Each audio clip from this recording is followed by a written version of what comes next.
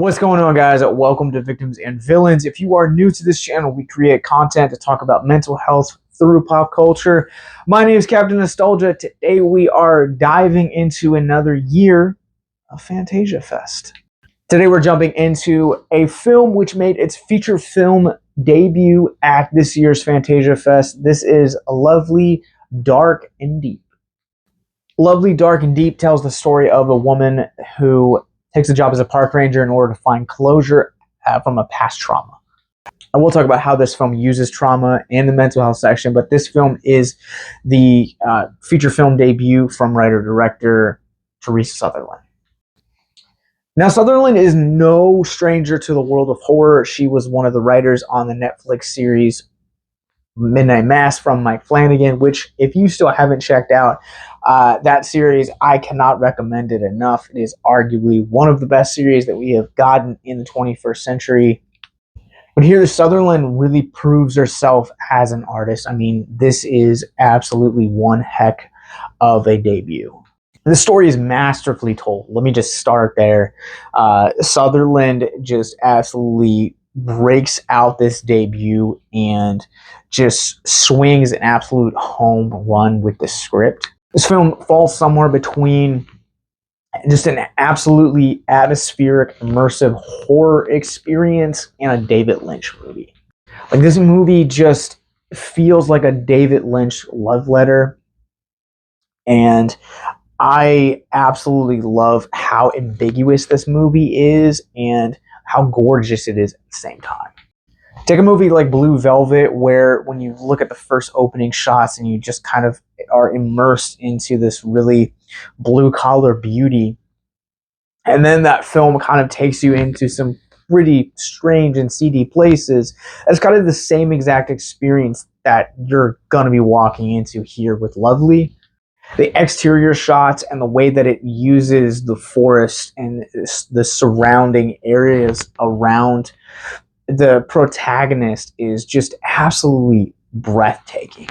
Like, this movie looks very beautiful on the outside, the way that you get these nature shots of trees and aerial shots and waterfalls, and kind of how the night looks in this setting. But it reminds me a lot of films like Blue Velvet, or even to an extent like Mulholland Drive, or more recently even The Night House, where you get these really pitch pretty beautiful sets pieces around this really horrific trauma. And I think Sutherland really has a knack for both an eye as a director, but also as a storyteller. Both the direction that she gives on this project, as well as the writing for it, is just absolutely phenomenal. Georgina Campbell, who many may remember from last year's breakout hit Barbarian, is our protagonist, Lennon, in this. And much like last year's Barbarian, I mean, she just delivers another knockout performance here. Her character is very complex, and I feel like the complexities that Lennon is as a character, 100% of the time you are just constantly seeing Campbell rise to every occasion. Given that we spend about 90% of our screen time with this singular character, just Campbell is absolutely just a marvel to behold in this film. Easily one of my favorite performances of the year is in this movie from Campbell. And I think her performance alone is worth a checkout of this film. I think this movie is paced exceptionally. Like, every little bit that Sutherland gives you, it constantly is like kind of deepening the mystery to where it gets into about like the beginning of the third act, and you are questioning reality as a viewer.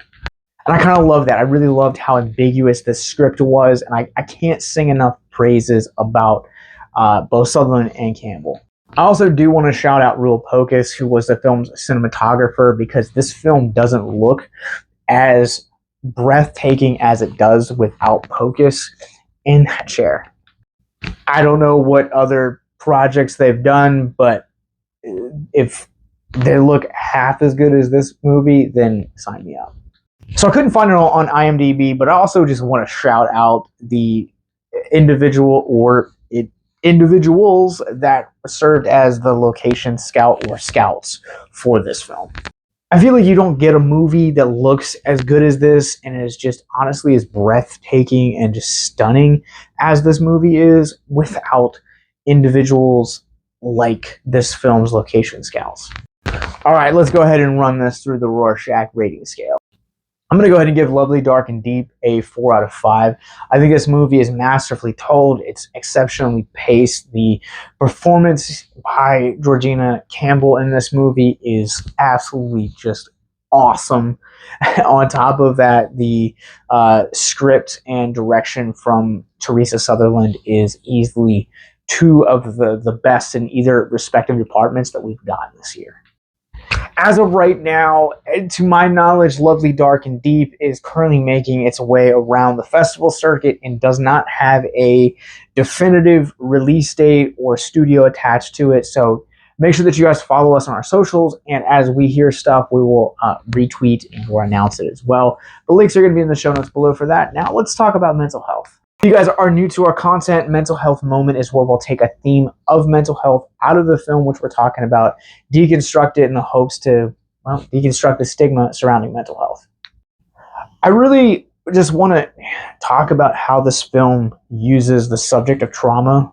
Like, one of the elements that is very obvious with Campbell's character is that she lives with this trauma and has repressed it for quite a while. And it almost kind of feels like until the big twist of the third act that the only reason that she is even currently in this position is to find closure and to really kind of bring peace to herself.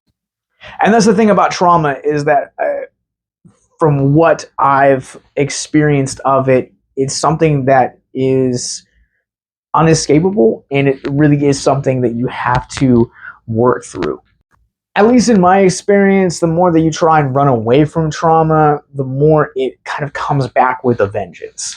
Again, I want to emphasize that I'm speaking from personal experience. I'm not a licensed therapist, counselor, psychologist, or have any degrees dealing with the subject of trauma. And trauma and how we respond to it is going to be different from person to person. But if we look at Campbell's character from this movie, it's definitely not healthy to try and run from it or to be haunted by it. And as a response to the trauma in the movie, she also has a tendency to isolate herself from people, which is also another unhealthy practice when it comes to actually working through trauma. Support systems are group therapists, counselors, psychologists, even calling anonymous hotlines to just talk to somebody, just to be heard and validated. All of those things are healthy measures towards actual healing. I really hope that this was a little bit of a inspiration for you and a little bit of a challenge if you're kind of working through some of the trauma like Campbell and like myself also, because I feel like it's an ever-going battle that we rage through. But if you or someone you know is struggling with depression, mental health, suicide, or addiction, click the links in the show notes below to get resources.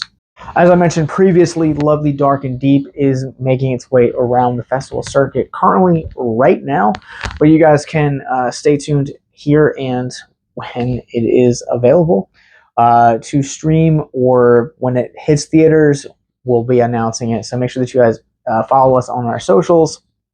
Check out our podcast, more movie reviews like this, all of our Fantasia Fest coverage from this year and past years, as well as other film festivals. Make sure that you guys hit that subscribe button below. And until the next Fantasia Fest feature comes up, stay classy.